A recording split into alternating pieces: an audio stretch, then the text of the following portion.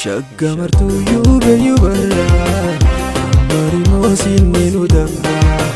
shaggamartu yuubarra dhangalasi taphadhu nadda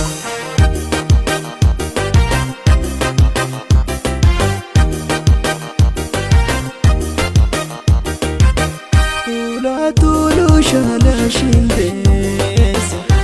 Kurtai ure harore isaye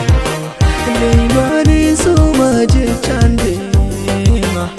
Ulatolai roba keisa Leimani halkanu Ulato ambadin arkani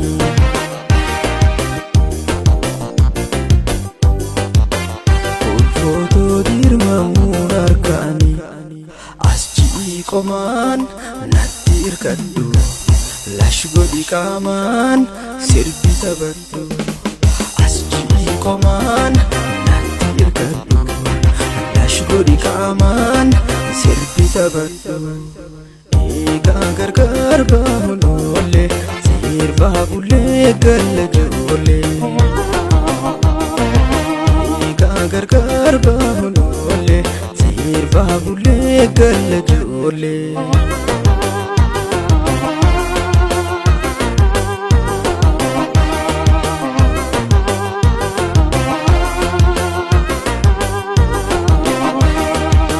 Nadagan silva solo shedawisa sirkanina sirbi faro sirobsa Sakiti kalama faro Alcha ya faya umame mirkan qosoma Bona bilanza hanzara Dole nasibi injira Ega gargar bahulole Sirba bulle galajole Khokai sirba buna Khokai sirba buna Egan walarganne gammadun tabanna Khokai sirba buna Khokai sirba buna Egan walarganne gammadun tabanna Osinni jallumma kan gargarumma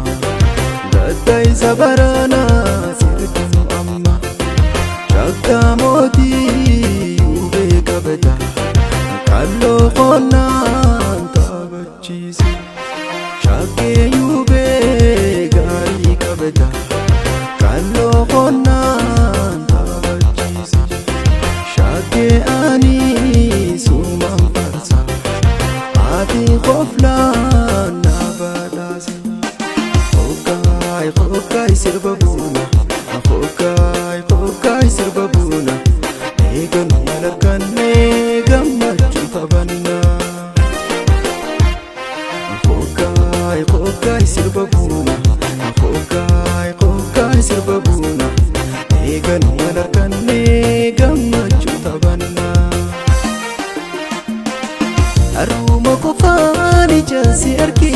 nama boji abareednite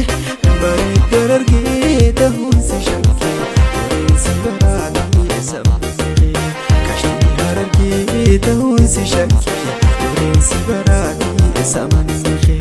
alati biftite dula bafti dinti ijite kukuleen gobana fakkatte qabxee hundinuu uda jaalalate oni jena meeqa